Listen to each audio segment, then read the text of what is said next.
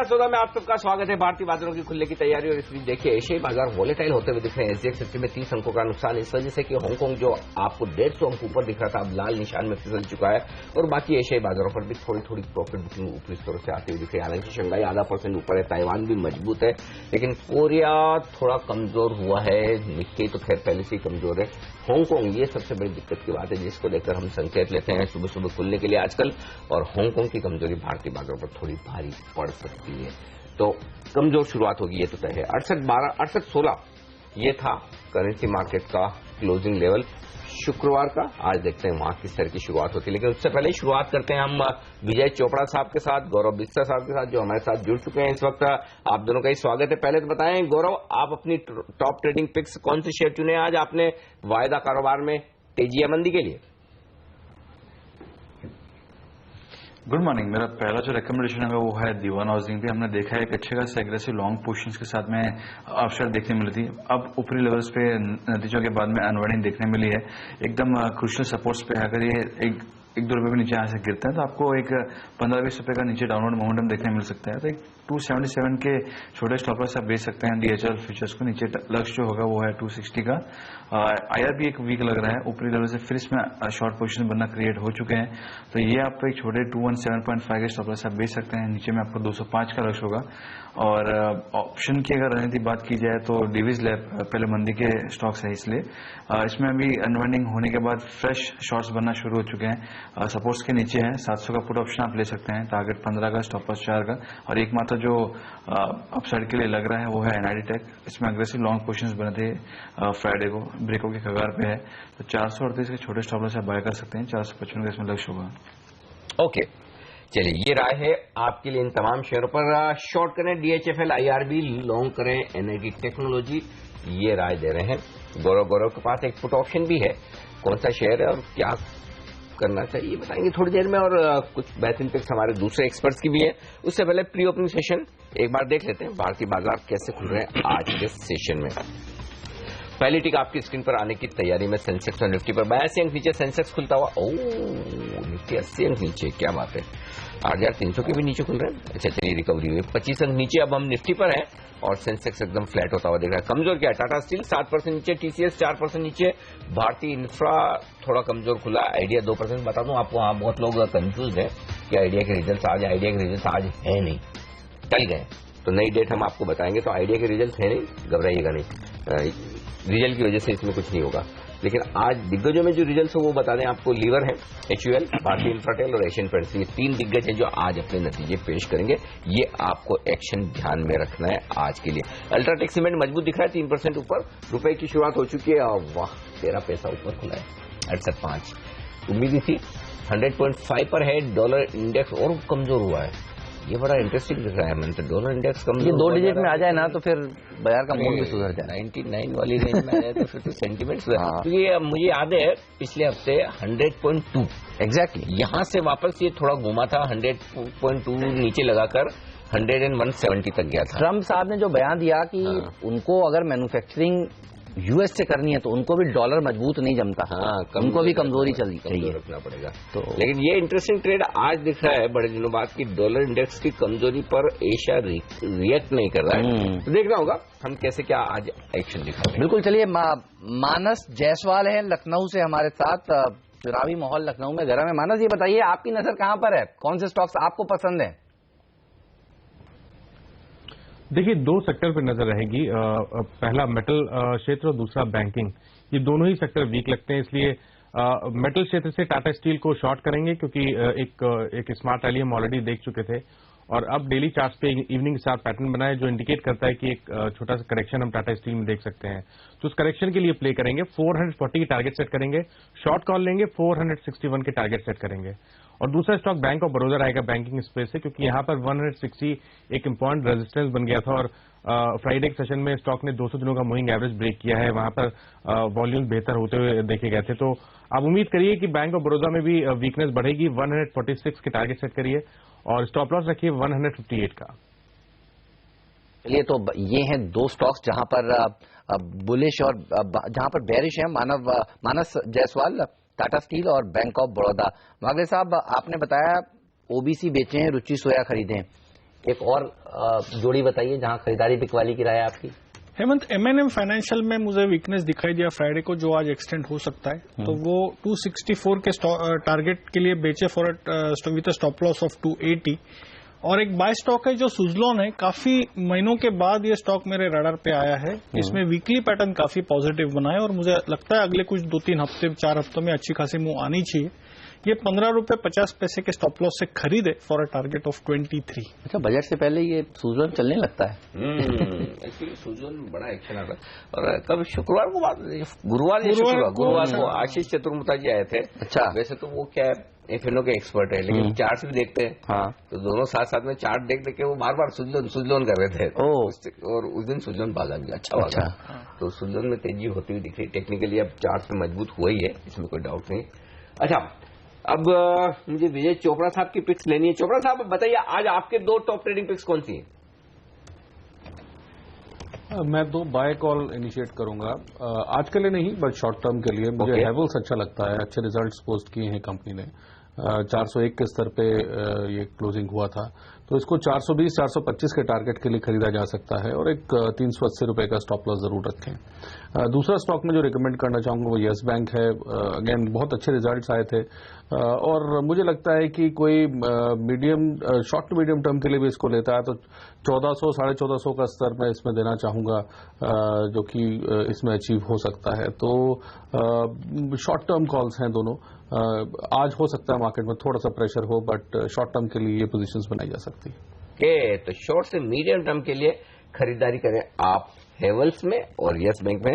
हेवल्स तो अच्छे करेक्शन के बाद अब तैयार होता हुआ दिखा लगता है तेजी करने के लिए, क्योंकि रिजल्ट के बाद थोड़ा गिरा था, लेकिन अब फिर से तेजी हो सकती है। यस बैंक तो मजबूत है ही, इसमें कोई डाउट नहीं। लेकिन तेजी या मंदी करने के लिए आपको सबसे बेहतरीन आइडियाज दिन के लिए मिलते हैं स्टॉक 2020 के मैच में। और देख लेते हैं आज के टॉप 20 ट्रेडिंग आइडियाज।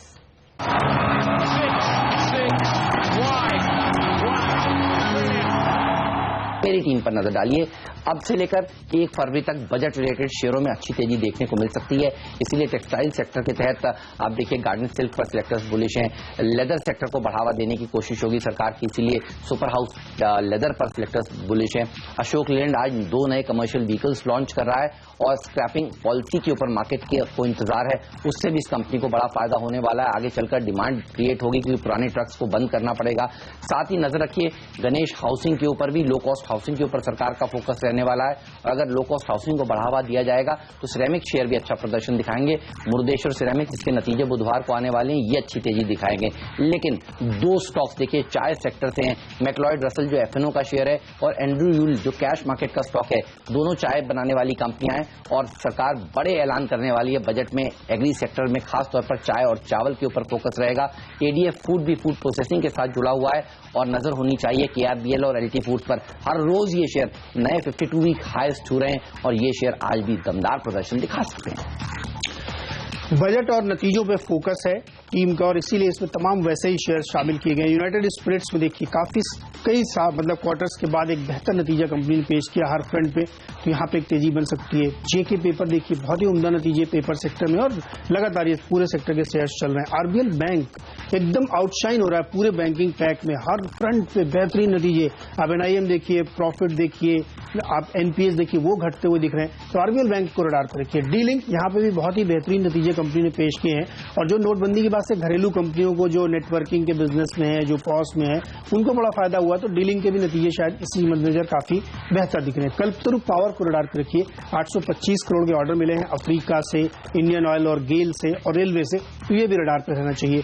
डिपेंडेबल के तौर पर कोहिनूर फूड्स और जयश्री टी और हरिसन मलाई, ये 3 स्टॉक हमने लिए जो सीबीसी आवाज की एक्सक्लूसिव खबर है कि चाय और चावल कंपनियों के लिए बड़ी स्कीम आ रही बजट में संपदा के नाम से, जहां पे 35% सब्सिडी दी जाएगी यूनिट लगाने पे।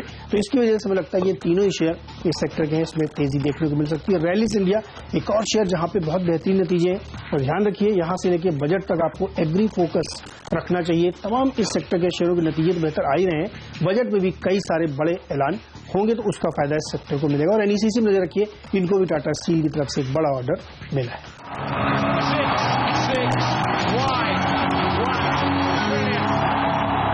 देखिए प्री ओपनिंग सेशन में ये तमाम शेयर मजबूती के साथ कारोबार करते हुए खास तौर पर चाय और चावल से जुड़े हुए शेयर, जयश्री टी हमारे एक्सपर्ट को सबसे अच्छा लगता है।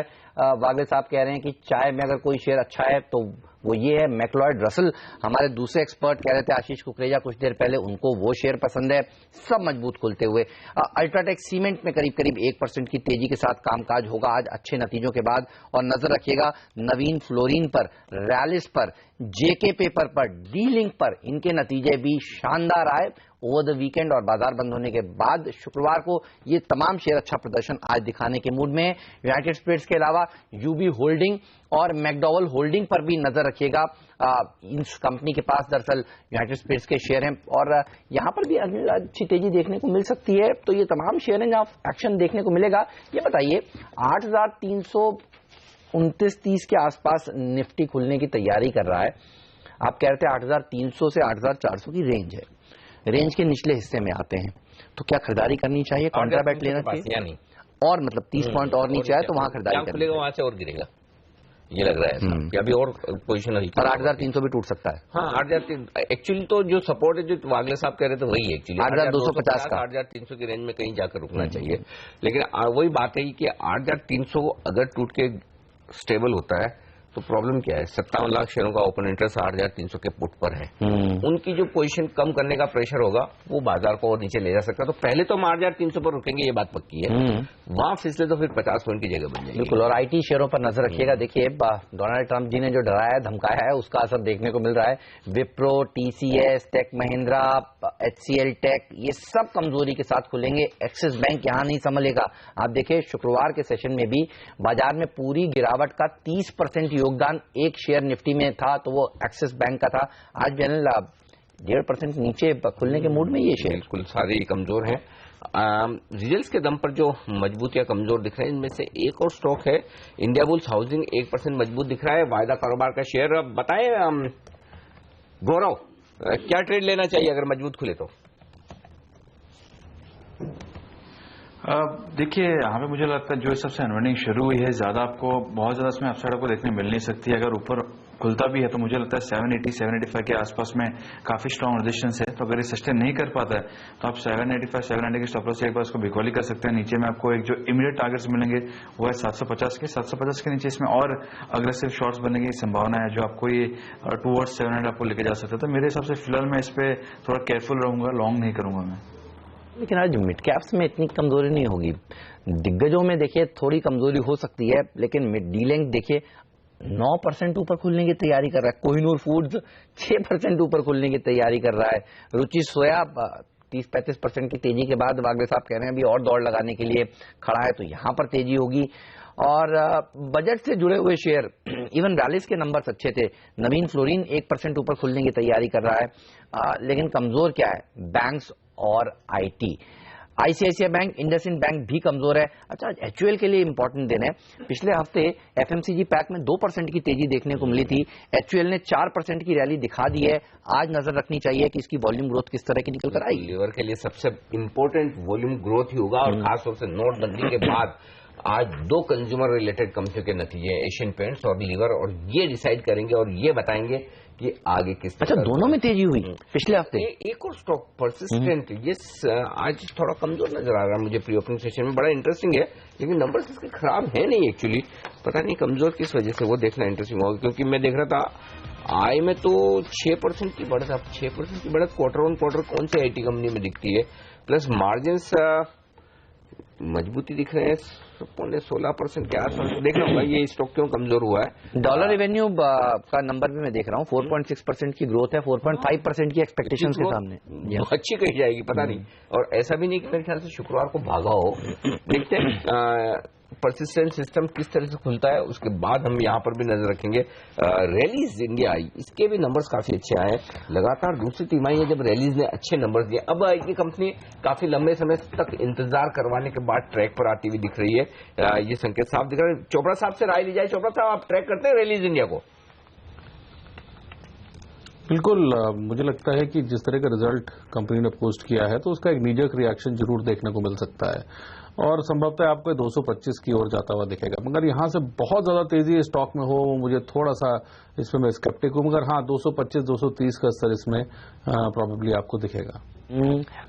विजय जी, बजट से रिलेटेड कोई स्टॉक बताइए जो आपको अच्छा लगता हो। आज हमारी एक्सक्लूसिव खबर है, चावल चाय के शेयर अच्छा प्रदर्शन दिखाएंगे। कोई थीम ऐसा जो आपकी नजर पे हो, आपके रडार पर हो, जहां अच्छी रैली बने? मुझे लगता है कि कुछ कंपनीज में डिसइन्वेस्टमेंट की बात की जा सकती है। हमने पीछे एमएमटीसी में, एसटीसी में तेजी देखी। Stocks like ITDC they have shown a good run up. मुझे लगता है इन कुछ स्टॉक्स में कुछ तेजी देखने को मिल जाएगी, प्री बजट और पोस्ट बजट भी। और काफी टाइम से सबड्यूड हैं, बिल्कुल भी मार्केट में पार्टिसिपेट नहीं किया है, बट बजट के पर्सपेक्टिव से मुझे लगता है कि इनमें कुछ इन तीनों स्टॉक्स में पोजीशंस ली जा सकती हैं। ओके, तो ये है राय इन तमाम शेयरों पर। चोपड़ा साहब की 1.5 मिनट बाकी है और बाजार खुलने में अभी भी। उससे पहले मानस एक और स्टॉक टेक्स रेल, इसके चार्ट्स देखकर बताए। वेस्ट बंगाल में इन्हें कोई एक ऑर्डर मिलने की खबर है, कोई करार की खबर है एक्चुअली। रेलवे बजट भी सामने है जो यूनियन बजट के साथ ही आएगा। क्या इसमें कोई मौका है खरीदारी करने का? देखिए, चार्ट्स पे तो बहुत साइडवेज दिखता है, क्योंकि अगर आप ऊपर देखिए तो 117 के आसपास काफी रेजिस्टेंस स्टॉक फेस कर रहा है। अगर आप लोअर लेवल देखिए तो 105 एक स्ट्रॉन्ग सपोर्ट दिखता है चार्ट्स पे। तो मैं समझता हूँ इस रेंज से बाहर आना जरूरी है। अगर इस रेंज से बाहर आएगा और 117 के लेवल्स ब्रेक करे तब तो आप यहां पर लॉन्ग बनाएं, और अगर 117 के लेवल्स ब्रेक करेगा तो आप ये मान के चल सकते हैं कि नेक्स्ट टेक्निकल टारगेट 135 के आसपास आता है। तो अभी नहीं, लेकिन अगर एक ब्रेकआउट देखने को मिले तो बिल्कुल लॉन्ग करना चाहिए। अच्छा गौरव, ये बताइए, अमर राजा बैटरीज मार्जिन इसके करीब 3.25% घट गए। इसमें एफएनओ में कोई ट्रेड बनता है क्या, देखकर बताइए। और क्या कहीं मंदी पहले तो नहीं हो गई थी, ये भी बताइए। ये एक दायरे में ही ट्रेड कर रहा है, तो यहाँ पे मैं कहूंगा अगर ये 890 के नीचे का मिल जाता तो आप शॉर्ट कर सकते हैं। नीचे में आपको एक क्विक मूव 860 तक आपको देखने मिल सकता है। आपके जो स्टॉप लॉस होंगे वो 901 902 के होंगे, ज्यादा बड़े स्टॉप लॉस नहीं होंगे 1% के। और अगर उसके नीचे खुलता है 880 के करीब खुल रहा है तो मुझे लगता है फिर आपका जो रिस्क रिवॉर्ड है 1:1 हो रहा, तो मैं इतना इंटरेस्ट नहीं रहेगा फिर शॉर्ट्स में। लेकिन अगर 890 के नीचे आपको मिल जाएगा तो आप शॉर्ट कर सकते हैं। ओके, चलिए ये राय है आपके तमाम शेयरों पर। राय तो हो गई, अब एक्शन की बात। 43 अंक नीचे है सेंसेक्स प्री ओपनिंग सेशन में, और 20 अंक नीचे निफ्टी खुलने की तैयारी करता हुआ। वहां से भी गिरेंगे या सुधरेंगे? चलिए, पहली टिक आपकी स्क्रीन पर आती हुई 15 अंक नीचे खुलता हुआ निफ्टी, 60 अंक नीचे खुलता हुआ सेंसेक्स। और स्टॉक्स जो एक्शन में दिख रहे हैं, अल्ट्राटेक सीमेंट 1% ऊपर, कोटक महिंद्रा बैंक 1% ऊपर। दो मजबूत शेयर। कमजोर क्या है? एक्सिस बैंक, आईसीआईसीआई बैंक, यहीं से दबाव बनता हुआ 1.25 से 1.5% की कमजोरी यहां पर है। टेक महिंद्रा, टीसीएस 1% नीचे खुलते हुए दिखेंगे। विप्रो में 0.5% का नुकसान है। बैंक ऑफ बड़ौदा कमजोर खुलता हुआ दिख रहा है। नतीजों से लीवर, भारतीय इंफ्राटेल दोनों ही आज कमजोर आपको नजर आएंगे। आइए वायदा कारोबार के शेयर में आपको बता दूं कि कहां पर एक्शन आपको दिखेगा। अमर राजा बैटरी 4% के नुकसान के साथ टॉप लूजर। माइंट्री 2% नीचे, ऑयल इंडिया में 2% का नुकसान है। एक्सिस बैंक, अदानी पावर शुक्रवार की कमजोरी को आगे बढ़ाता हुआ। आईसीआईसीआई बैंक में नुकसान है। एनआईटी टेक यहां पर कमजोर शुरुआत होती दिख रही है आज के सेशन की, लेकिन टॉप लूजर है 4% के नुकसान के साथ हमारा राजा बैटरी। आइए, यूनाइटेड स्पिरिट्स 3% का बड़ा उछाल आता हुआ दिख रहा है। वागले साहब लगातार कह रहे हैं चार्ट पर मजबूत है, मजबूत है। 2150 तक पहुंचता हुआ दिख रहा है ये शेयर। कमिंस में 1.5% का फायदा। इंडिया बुल्स हाउसिंग अच्छे नतीजे के बाद 1.5% मजबूत है। अल्ट्राटेक सीमेंट में भी इतनी ही तेजी बनती हुई दिख रही है। हिंडाल्को, ओएनजीसी जैसे दिग्गज, ओएनजीसी खासतौर से 1% मजबूत, ये एक अच्छा संकेत है। बाजार कमजोर है लेकिन उतने नहीं जितने नजर आ रहे हैं। दूसरे एशियाई बाजारों के मुकाबले में हम काफी मजबूत है। डॉलर इंडेक्स की कमजोरी का फायदा मिल रहा है। सिर्फ 10 अंकों का नुकसान निफ्टी में और 40 अंक नीचे आपको दिखेगा सेंसेक्स। हाँ, बैंक निफ्टी जरूर कमजोर है, 70 अंक नीचे, और मिड कैप इंडेक्स में 1/4% का नुकसान है। बिल्कुल। और देखिए कौन से वो स्टॉक्स हैं जहां अच्छी रैली बन रही है। कोहिनूर फूड्स 5% मजबूती के साथ खुला है। साथ ही देखिए एंड्रू यूल, ये एक और है ऐसी कंपनी जो चाय के कारोबार में है, यहां पर 3.5% की तेजी देखने को मिल रही है। फूड प्रोसेसिंग के साथ जुड़ी हुई कंपनी एडीएफ फूड्स में तेजी है, और एक और चाय कंपनी मैक्लॉयड रसल में तेजी देखने को मिल रही है। 3% की बढ़त यहां पर। जयश्री टीवी 1.25% मजबूती के साथ खुला है। यूनाइटेड स्पिरिट्स क्योंकि अच्छा प्रदर्शन दिखा रहा है, मैकडॉवल होल्डिंग पर रखिएगा नजर, और यूबी होल्डिंग जैसे स्टॉक्स भी अच्छा प्रदर्शन फिर दिखाने का दमखम रखेंगे। आप देखिए ये यूबी होल्डिंग भी करीब 1.5% मजबूती के साथ इस समय कारोबार की शुरुआत करता हुआ। आईटीडीसी, जहां पर हमारे एक्सपर्ट विजय कह रहे थे कि बजट के लिहाज से ये खरीदना चाहिए, मजबूत खुला है। डीलिंग जैसे शेयरों में अच्छी तेजी देखने को मिल रही है अच्छे नंबर्स के बाद। और कुछ और स्टॉक्स पर नजर रखिए। रैलिस ने अच्छे नंबर्स पेश किए, तेजी देखी जा रही है। जेके पेपर में अच्छे नतीजों के बाद बाजार इसको थम्स अप देता हुआ। अल्ट्राटेक सीमेंट के नंबर्स काफी दमदार आए, यहां पर देखिए 2% का इजाफा देखने को मिल रहा है। मतलब अर्निंग्स के ऊपर रिएक्शन बढ़ा है और मिड कैप इंडेक्स कभी भी लाल निशान से हरे निशान में आने की तैयारी करता हुआ दिख रहा है। तो खुले जरूर कमजोर, अब सुधरने की कोशिश होती हुई। 2 गिरने वाले शेयरों के सामने 3 बढ़ने वाले शेयर हैं, तो मार्केट बेट कमजोर नहीं बल्कि मजबूत है इस समय। बिल्कुल, तो पैनिक वाली कोई बात है नहीं, डर कहीं है नहीं। तो कुल मिलाकर हरे निशान में आने की तैयारी निफ्टी की होती हुई दिख रही है और किसी भी वक्त ये होता हुआ आपको नजर आएगा, ये संकेत साफ है। तो बेहतर शुरुआत के संकेत है, लेकिन वागलर साहब से इंट्राडे के लिए ट्रेड लेना और निफ्टी पर अब मुश्किल सवाल आपके लिए आया है। 8,350 पर क्या किया जाए?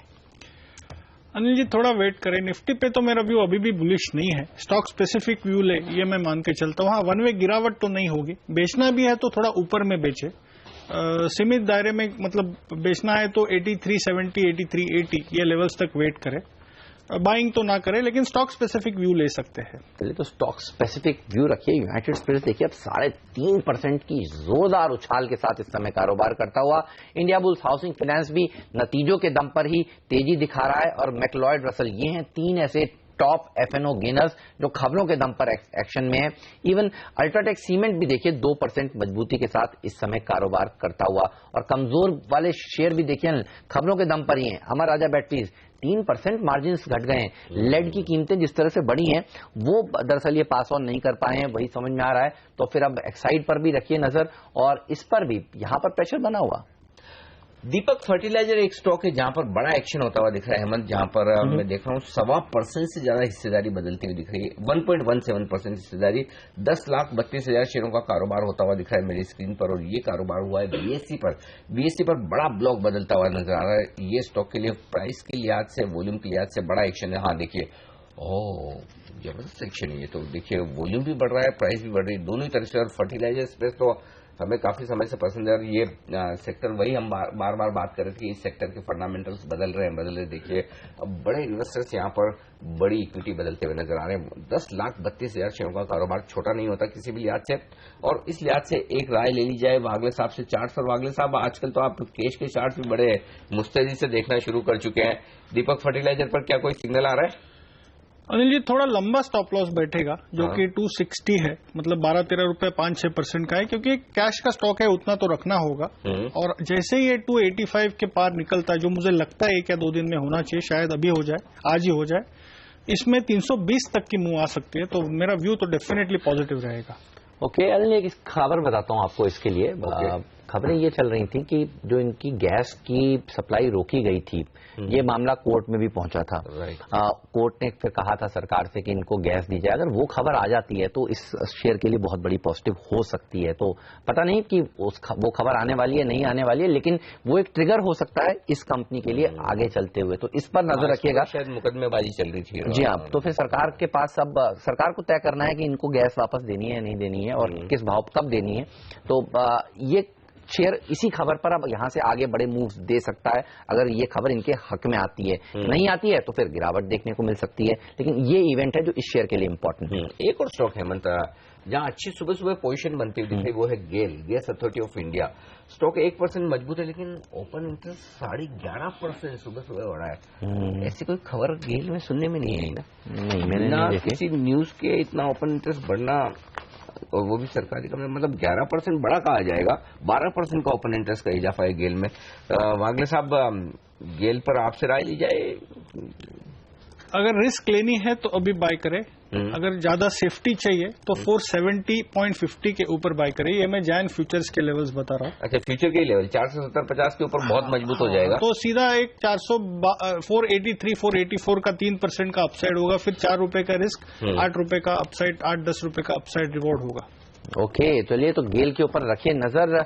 डेट्स तो मैं अभी नहीं देख पा रहा हूँ कि रिजल्ट की कोई आई है नहीं आई है, लेकिन हाँ आप कह रहे हैं शेयर तो मजबूत है, क्योंकि इतनी बड़ी पोजीशन सुबह सुबह बनती नहीं है, खासतौर से निफ्टी का स्टॉक है, बिना कोई रिजल्ट के या बिना कोई खबर के अगर बाइंग हो रही तो फिर उसका एक ही कारण हो सकता है कि कोई बोनस एक आना था जो इन्होंने पहले अनाउंस किया था, उसके डेट अभी मैं देख नहीं पाया। बोनस की डेट किसकी है? 25 की डेट तो किसी की तो है, 25 की गेल की है या किसी और 25 को? ओके, अच्छा 25 को गेल की डेट है बराबर। ब्रांड डिस्ट्रीब्यूशन नेटवर्क बेचने की खबरों का खंडन किया है रुचि सोया ने, तो ये खबर आती हुई रुचि सोया के लिए थोड़ी नेगेटिव होगी रुचि सोया के लिए। बहरहाल मैक्लॉयड रसल आप कह रहे हैं बागले साहब, आप अभी ब्रेक में कह रहे थे कि मैक्लॉयड रसल अच्छा प्रदर्शन दिखा सकता है।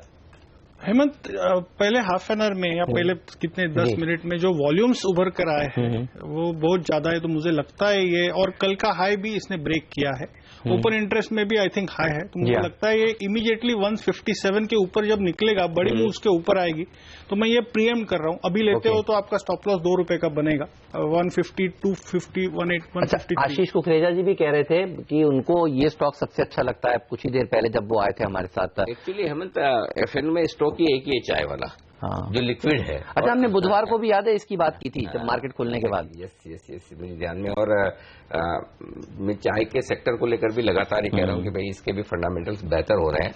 हालांकि वैसा नहीं जो चावल और फर्टिलाइजर में जिस तरह से फंडामेंटल बदले एकदम वो बहुत क्लियर करते हैं, लेकिन चाय में सुधरना शुरू हो चुके हैं।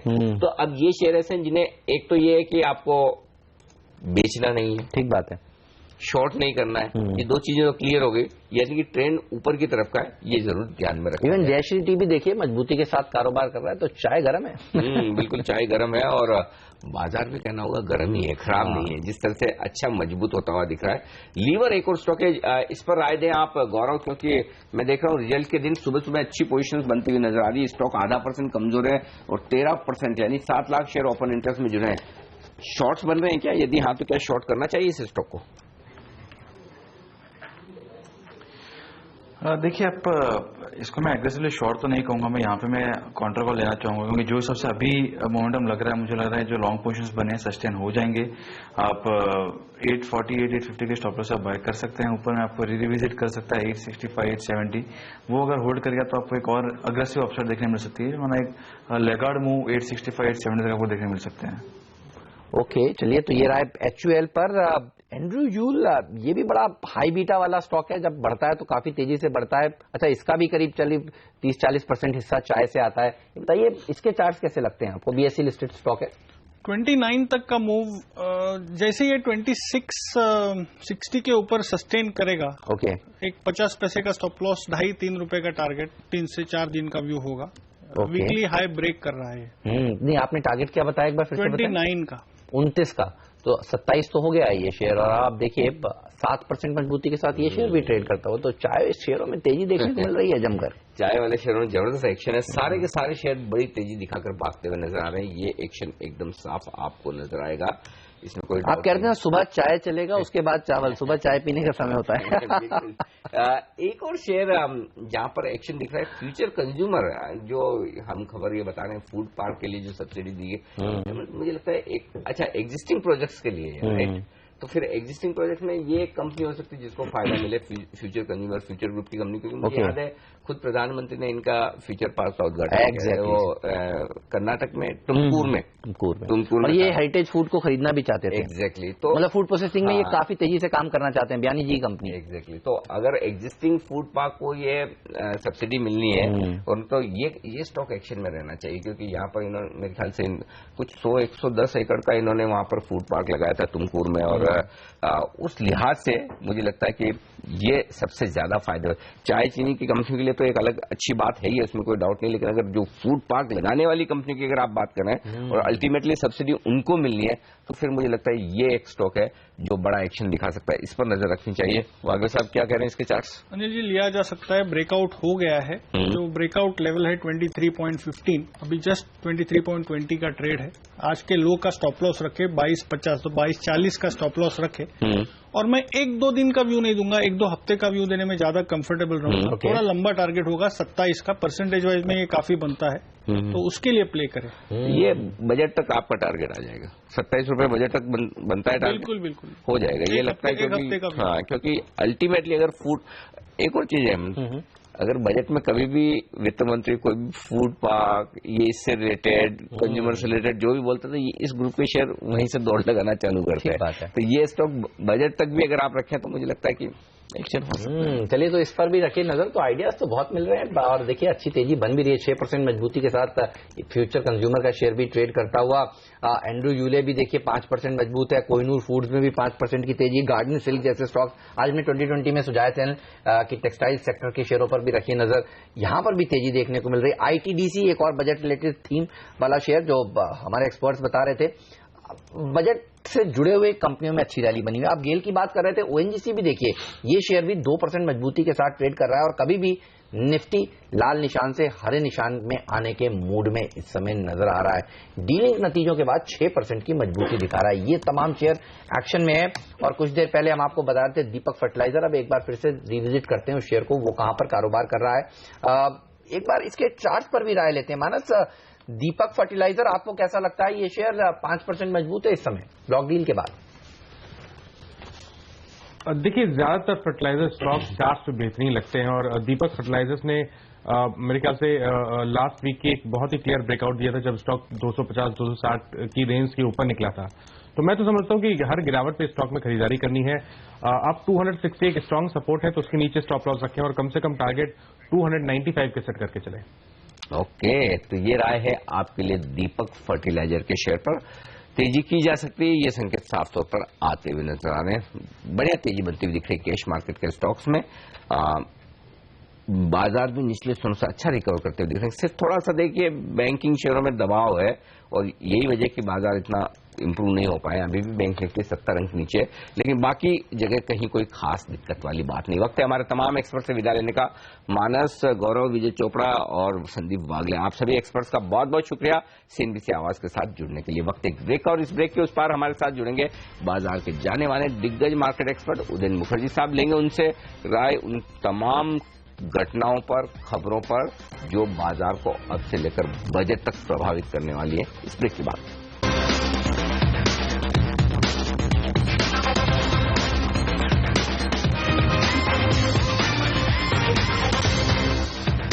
लाल से हरे निशान में आता हुआ मिड कैप इंडेक्स और बैंक निफ्टी 75 अंक नीचे, लेकिन निफ्टी 2 ही अंक नीचे। तो बड़ा इंटरेस्टिंग रुझान दिख रहा है। बैंक निफ्टी में रिकवरी के संकेत ज्यादा है नहीं, लेकिन निफ्टी में अच्छी रिकवरी आने के संकेत आते हैं दिख रहे हैं। वो आ रहा है ऑयल एंड गैस सेक्टर की वजह से। आप देखिए ओएनजीसी, बीपीसीएल, गेल, ये तमाम शेयर है जो मजबूती के साथ कारोबार करते हुए दिख रहे हैं। साथ ही मेटल्स मजबूत हो रहे हैं। डॉलर की कमजोरी का फायदा मेटल शेयरों को मिलता हुआ दिख रहा है। हिंडाल्को, टाटा स्टील जैसे शेयर टॉप गेनर है। अच्छे नतीजों के दम पर अल्ट्राटेक सीमेंट 1.5% मजबूत दिखता हुआ दिख रहा है। तो अब देखिए निफ्टी आ चुका है हरे निशान में। बेहतरीन परफॉर्मेंस भारतीय बाजारों की ग्लोबल मार्केट्स के मुकाबले में, वो भी तब जबकि ट्रंप साहब के बयानों से डर लगा है। हमारे साथ बाजार के जाने माने दिग्गज मार्केट एक्सपर्ट उदयन मुखर्जी साहब कार्यक्रम में शामिल हो रहे हैं। उदयन सर, गुड मॉर्निंग, स्वागत है आपका सीएनबीसी आवाज पर। सबसे पहले तो यही जानना चाहता हूं, क्या ट्रंप साहब ने जो पहली स्पीच दी उससे भारतीय बाजारों को, इमर्जिंग मार्केट्स को बहुत डरना चाहिए सर? मॉर्निंग अनिल, देखिए बातचीत तो बहुत हफ्ते और महीने से चल रहा है ट्रंप की। वो मेरे ख्याल से प्राइस्ड इन है, क्योंकि नवंबर और दिसंबर में आप अमेरिकी बाजारों में जितने बड़ा रैली देखा है और इमर्जिंग मार्केट्स में जितना अंडर परफॉर्मेंस देखा है, वो ट्रंप का ये बयान के वजह से ही है। तो मुझे लगता नहीं है कि ऐसा नया कुछ कहा है उन्होंने जिससे मार्केट को एक्स्ट्रा डर होना चाहिए। अभी एक्शन की समय है। ट्रंप जो बारे में बात कर रहे हैं, अगर बॉर्डर टैक्स, ये सब रीनेगोशिएशन का, ट्रेड ट्रीटी का, अगर ये वो कुछ कर देता है कुछ, मेरे ख्याल से तब इमर्जिंग मार्केट्स पे काफी असर होगा। ये बातचीत से बहुत ज्यादा डरना मेरे ख्याल से होगा नहीं। 1-2 दिन का हो सकता है थोड़ा सेलिंग, बट अभी रियल फोकस आ गया है एक्शन पे, क्योंकि अभी ट्रंप सीट पे बैठ गए हैं। अभी वो कैंपेन ट्रेल पे नहीं है। अभी अगले 1-2 हफ्ते में देखते हैं कि सच में वो जो बोल रहे हैं वो कर दिखाते हैं कि नहीं। और अगर ऐसे कोई एक भी एक्शन से शुरू हो जाता है, मेरे ख्याल से फिर आपको डर जाना चाहिए। अभी डरने का टाइम नहीं है, अभी रेटोरिक ही चल रहा है। और स्पीच तो बहुत लोग देते हैं, अभी एक्शंस देखते हैं और उसके बाद डिसाइड करते हैं कि एक रीसेट होना चाहिए इमर्जिंग मार्केट्स के लिए 2017 के लिए कि नहीं। सर, अगले 2 बड़े इवेंट्स की बात करना चाहूंगा। पहला 1 तारीख को बजट, केवल 7 ट्रेडिंग सेशंस रह गए हैं। और दूसरा जो बाजार को थोड़ा सा डर लग रहा है कि कहीं पॉपुलिस्ट बजट ना आए, क्योंकि उसके बाद है चुनाव 5 राज्यों के। कितना ये हमने फैक्टर इन कर लिया है, और बाजार में अगर पॉपुलिस्ट बजट बाजार सुनता है तो क्या घबराहट हो सकती है? आप कैसे देख रहे हैं इन दोनों इवेंट्स को? देखिए, बजट बहुत इंपॉर्टेंट है इस बार। बजट के ऊपर तो ऐसे ही मार्केट का बहुत फोकस रहता है, होता तो बहुत ज्यादा कुछ नहीं है, लेकिन मार्केट का तो बहुत एक्सपेक्टेशंस हर बार होता है। लेकिन इस बार डिमोनेटाइजेशन के कारण मेरे ख्याल से बजट की मार्केट्स की उम्मीद कुछ ज्यादा ही है। मैं ये कहूंगा कि आप अपने एक्सपेक्टेशंस को थोड़ा नीचे कर दीजिए, क्योंकि बहुत ज्यादा एक्सपेक्टेशन के साथ एक इवेंट पे घुसना मार्केट के लिए अच्छा नहीं है। उसके बाद डिसअपॉइंटमेंट होता है और उसके बाद गिरावट भी काफी ज्यादा होता है। मैं कहूंगा बजट को आप इस क्वार्टर के अर्निंग्स के तरह अप्रोच कीजिए। इस क्वार्टर के अर्निंग्स का अप्रोच क्या था मार्केट का कि इस बार अर्निंग्स बहुत खराब होगा डिमोनेटाइजेशन के कारण। उसके बाद जैसे अर्निंग्स आते रहे, स्टॉक्स ऊपर जा रहे हैं, क्योंकि लोग बोल रहे हैं खराब तो हमने सोचा था लेकिन उतना खराब नहीं है। अल्ट्राटेक सीमेंट आज ऊपर है क्योंकि उसका वॉल्यूम सिर्फ 2% गिरा है, जब मार्केट ने सोचा था वॉल्यूम 6-7% गिर जाएगा। तो बजट का भी एक्सपेक्टेशन ऐसे ही रहे तो अच्छा है कि उतना खास कुछ नहीं होगा। तो जब छोटा भी कुछ खास आ जाए मार्केट ऊपर चला जाएगा। मैं चाहता हूं कि मार्केट इसी लेवल पे बजट तक रहे, यहां पे कंसोलिडेट करते रहें, और बजट के बाद अगर अच्छा लगे मार्केट को बाजार, तो मार्केट ये 8400 8450 को तोड़ के ऊपर 87 8800 तक भी जा सकता है। तो एक्सपेक्टेशंस को थोड़ा नीचे कर दीजिए, क्योंकि आजकल बहुत ही ज्यादा एक्सपेक्टेशंस हो रहा है। और 1-2 चीज जैसे आपने कहा populist, long term capital gains tax या short term capital gains tax पे भी कुछ हो सकता है, जिसमें मूड में थोड़ा खराबी हो सकता है। और जितना एग्रेसिव एक्सपेक्टेशन है मार्केट का कंजम्पशन रिकवरी, इंफ्रास्ट्रक्चर रिकवरी पे, मार्केट को ये लग सकता है इवेंट के बाद कि उतना बड़ा कुछ हुआ नहीं है। मार्केट में देखिए क्या रिकवरी देखने को मिल रही है इस समय। 50 अंक ऊपर हो गया है सेंसेक्स, और निफ्टी भी देखिए क्या तेजी दिखा रहा है। अब बैंक निफ्टी अब हरे निशान में आ गया। बिल्कुल, तो जो दिन सर कह रहे थे कि इतना घबराने की जरूरत नहीं, ट्रम्प साहब ने जो बोल दिया बोल दिया। सर आपके बोलने का असर साफ तौर पर बाजार पर नजर आ रहा है। बेहतरीन रिकवरी, 25 अंक ऊपर अब निफ्टी हो चुका है। सेंसेक्स में 70 अंकों का बड़ा उछाल आता हुआ दिख रहा है। निचले स्तर से मिड कैप इंडेक्स देखिए अब 1/4% मजबूत होते हुए दिख रहे हैं। नतीजों पर ही आप बात करते हैं, आज 2 बड़े नतीजे हैं सर कंजम्पशन के लिहाज से, एशियन पेंट्स और साथ ही लीवर। नोटबंदी के बाद पहली बार ऐसा होगा कि एक फील मिलेगा कि किस तरह का परफॉर्मेंस इकोनॉमी का दिख रहा है या इन कंपनियों का दिख रहा है। इन दोनों नतीजों की क्या अहमियत है, कैसे देख रहे हैं सर आप इसे? देखिए, ये मेरे ख्याल से नतीजे थोड़ा डिफरेंट टाइप का आएगा। मुझे लग रहा है एशियन पेंट्स का नतीजा उतना खराब नहीं होगा, क्योंकि जैसे डीमोनेटाइजेशन हुआ था उसके बाद मैं जिसको कहता हूं थोड़ा आर्टिफिशियल डिमांड भी मार्केट में आया था पेंट्स के लिए, कि लोगों के पास पैसा पड़ा हुआ है, वो अपने घर को रेनोवेट पेंटिंग शेंटिंग करवा लिया, क्योंकि कैश पड़ा था उसको क्यों बैंक में डिपॉजिट करें, थोड़ा रेनोवेशन कर लेते हैं घर का, जिसके पास कैश पड़ा हुआ था। वो आर्टिफिशियल डिमांड मेरे ख्याल से आपने दिसंबर के महीने में देखा है एशियन पेंट्स के लिए। उसका नतीजा जितना खराब उम्मीद था उससे अच्छा आने की काफी संभावना है, लेकिन क्या वो जनवरी मार्च में भी चलेगा, ये बारे में मैं उतना सर्टेन नहीं हूं। हिंदुस्तान लीवर के बारे में मेरे ख्याल से हिंदुस्तान लीवर ने भी ये क्वार्टर में जो किया होगा, वो अपने एड स्पेंड्स को काफी कम कर दिया होगा, मार्केटिंग स्पेंड को, क्योंकि उसको लगा था कि एक बहुत बड़ा झटका आने वाला है। और margin performance therefore Hindustan Lever के लिए उतना खराब ना भी हो सकता है, क्योंकि उसने मैनेज किया होगा अपने मार्जिन्स को।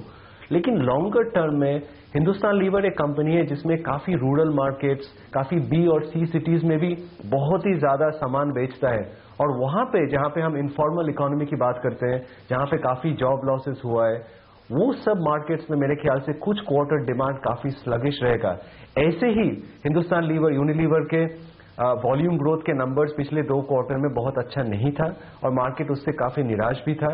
मैं कहूंगा कि अगले कुछ क्वार्टर में भी हिंदुस्तान लीवर के वॉल्यूम ग्रोथ अच्छा नहीं होगा और उस पर आप केयरफुल रहे तो अच्छा है। तो इस क्वार्टर पे सिर्फ जज ना करें कंपनीज की ट्रेजेक्ट्री को, क्योंकि जनवरी मार्च क्वार्टर कुछ दूसरे टाइप का हो सकता है। लेकिन आज मैं कहूंगा अगर बेट करना है तो मैं एशियन पेंट्स के ऊपर बेट करूंगा, लीवर पे कम रिजल्ट्स के ऊपर। तो एशियन पेंट्स इस पर नजर होगी आज साफ तौर पर। लेकिन आप देखिए बाजार में क्या रिकवरी देखने को मिल रही है। आईसीआईसीआई बैंक जैसा स्टॉक 2% कमजोर है, उसके बावजूद बैंक निफ्टी ऊपर है। तो बैंक निफ्टी के दूसरे कंपोनेंट्स देखिए बाजार को बैंक निफ्टी को ऊपर खींचते हुए आज दिख रहे हैं। अच्छा सर, प्राइवेट सेक्टर बैंक्स में एक्सिस बैंक ने फिर से डिसअपॉइंट किया। अब आईसीआईसीआई बैंक में भी देखिए लोग डर रहे हैं, पता नहीं कैसे नंबर्स आए। क्या एक्सपेक्टेशंस है आपकी इस स्पेस से?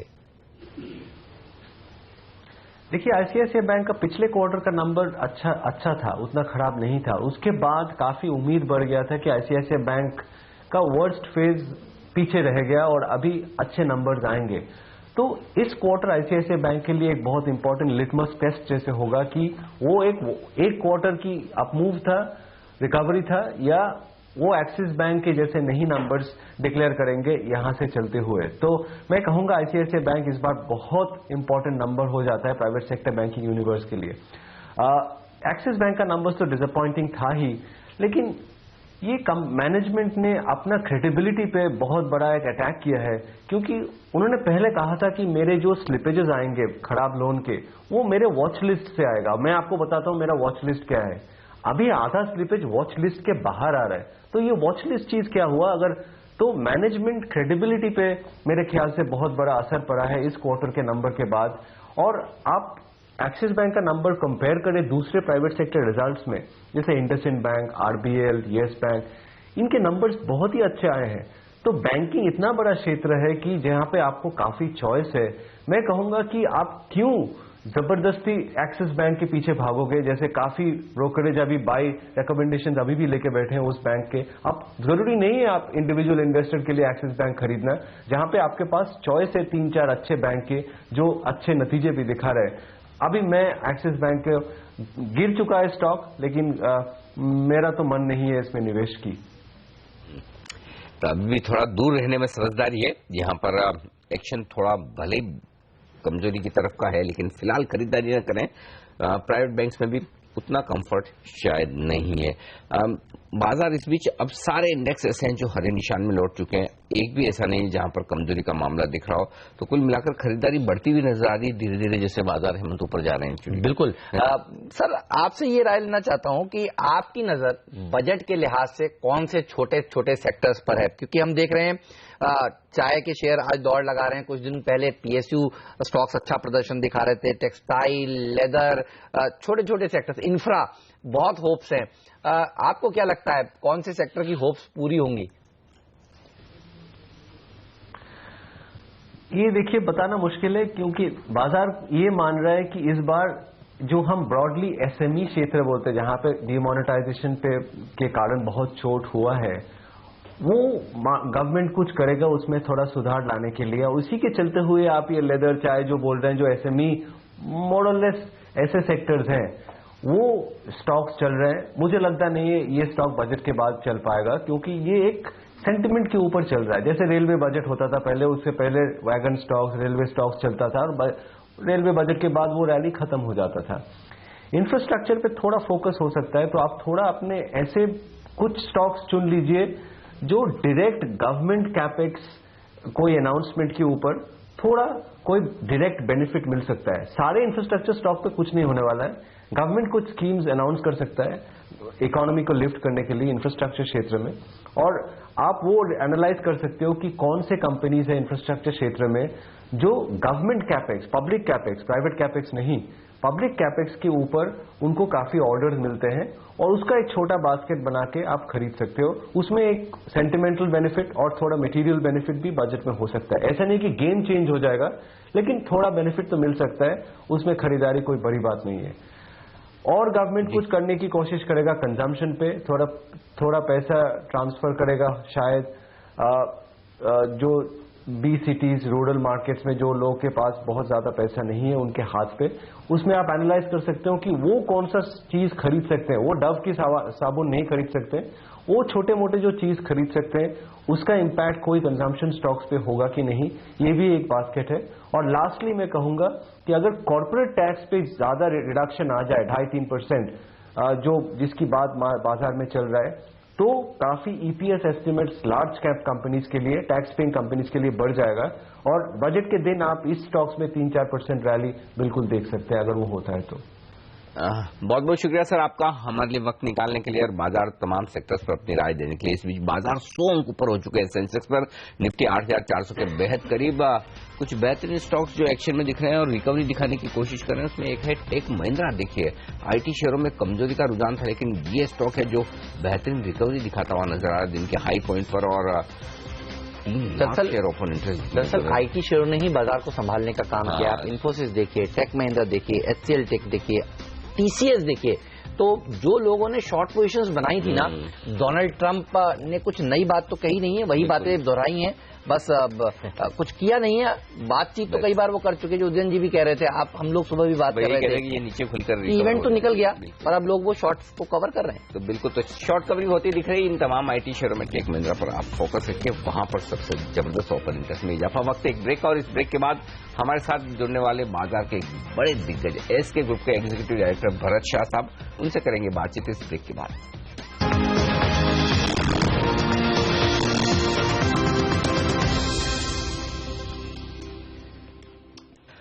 और अब हमारे साथ कार्यक्रम में शामिल हो रहे हैं बाजार के एक जाने माने दिग्गज और एसके ग्रुप के एग्जीक्यूटिव डायरेक्टर भरत शाह साहब।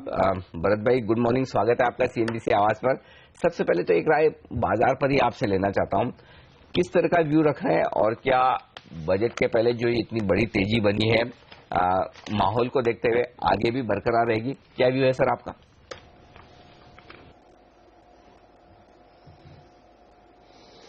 Well Anil ji, short term पे मेरा कोई व्यू नहीं है, ना मैं जानता हूं ना मैं फोरकास्ट करना चाहूँगा। बट आप लंबे अरसे की बात कर रहे हो, से ओवर नेक्स्ट 3 to 5 years, मेरे हिसाब से जिस तरीके से ओवरऑल इकोनॉमी, ओवरऑल बिजनेस की वृद्धि का जो स्टेज सेट हो रहा है, वो हिसाब से मुझे लग रहा है कि अगले 5 से 10 साल मार्केट्स अपनी एक अभूतपूर्व दिशा पे जाएगी। सर, कौन से वो सेक्टर्स होंगे जहां आपको लगता है सबसे ज्यादा दमखम है और वो बाजार को और ऊंचाई तक ले जा सकते हैं?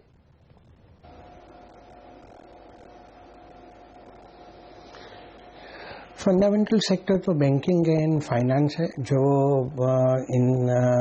एक तरीके से आप देखें तो जीडीपी के वृद्धि का एक बेसिक मेजरमेंट या स्टैंडर्ड है फाइनेंस सेक्टर। तो मेरे हिसाब से वहाँ बहुत सारी बड़ी अपॉर्चुनिटी है। और डीमोनेटाइजेशन के बाद जो इनफॉर्मल फाइनेंशियल सेक्टर है, वहाँ से फॉर्मल फाइनेंशियल सेक्टर पे ज़्यादा ट्रेंड शिफ्ट होगा। सिमिलरली फिजिकल असेट से फाइनेंशियल असेट पे भी एक लॉन्गर टर्म शिफ्ट हमें नज़र आएगा। तो मैं फाइनेंस पूरे सेक्टर पे अच्छी फाइनेंस कंपनियाँ, इंश्योरेंस बिजनेसेस, एनबी बैंक्स, मुझे लग रहा है कि वहाँ 5 से 10 साल बहुत अच्छी वृद्धि के चिन्ह मिल रहा है। मैं मानता हूं कि कंजम्पशन जो बिजनेसेस है, अभी भी हमारी इकोनॉमी केवल $1.5 ट्रिलियन के करीब का कंजम्पशन है, और ये इकोनॉमी आज 2.3-2.4 ट्रिलियन जीडीपी पे है। तो मेरे हिसाब से अगले 10 सालों में हमें ये यहाँ से कम से कम 3 गुने नंबर पे दिखाई देने चाहिए नंबर्स। सो कंजम्पशन बिजनेसेस में बहुत अच्छी सी बड़ी वृद्धि आनी चाहिए। इक्वली मैं मानता हूं कि ऑटोमोबाइल, ऑटो कंपोनेंट बिजनेसेस में इंडिया की स्ट्रेंथ केवल लोकल टेरिटरी तक सीमित नहीं है। इंडिया के ऑटो कंपोनेंट और ऑटोमोबाइल के बिजनेसेस अभी ग्लोबल लेवल पे कम्पिटिटिवनेस और कैपेबिलिटी वाइज आ गए, तो मुझे वो सेक्टर में भी बहुत अच्छी लंबे अरसे की वृद्धि नजर आती है। एग्रीकल्चर के जो रिलेटेड बिजनेसेस है, मार्केट में लिस्टेड ऐसे बिजनेसेस रिलेटिवली कम है, लेकिन एग्रोकेम है, फार्म न्यूट्रिएंट्स है, एग्रीकल्चर रिलेटेड जो कई सारे बिजनेसेस हैं, एक तो वहाँ अधिक एम्फेसिस दिया जा रहा है जो सही है, वहाँ प्रोडक्टिविटी गेन्स भी अच्छे आने की संभावना है over a period of time, और मुझे लंबे अरसे के लिए वो बहुत ही अच्छा सेक्टर नजर आ रहा है।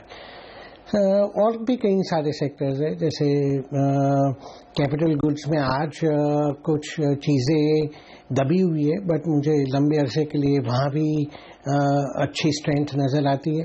फार्मास्यूटिकल्स में इंडिया की स्ट्रेंथ ऐसे भी ग्लोबल लेवल की है, और वहाँ भी मुझे जो कम्पिटिटिवनेस और कैपेबिलिटी पे इंडियन फार्मास्यूटिकल कंपनियां बैठी है, लंबे अरसे के लिए बहुत अच्छे उसमें चिन्ह मिल रहा है।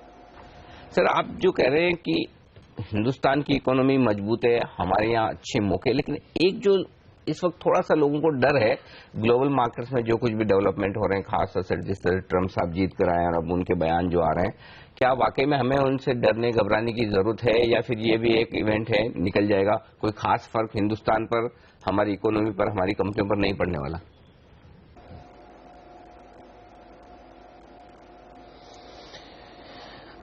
मैं ये तो नहीं कह सकते हमें डरना चाहिए या नहीं डरना चाहिए, वो तो आगे वाला वक्त बताएगा, बट इन्वेस्टमेंट ये काल्पनिक डर की वजह से नहीं हो सकते।